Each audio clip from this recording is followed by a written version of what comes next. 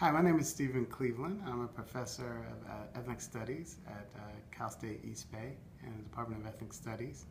And the reason why a fair contract is important to me is because I think it sets the tone on our campus between our administrators and our staff that allows us to move all that out of the way so that we can all focus on the important piece, which is serving our kids and bringing 100% of our attention to the work that needs to be done for them. So the quicker and easier the process goes, then the more time we get to spend thinking about how to develop the cool thing or bring in that great guest speaker that can really impact the young people's lives. Because I know that's the thing. These moments are critical in defining the future for these folks.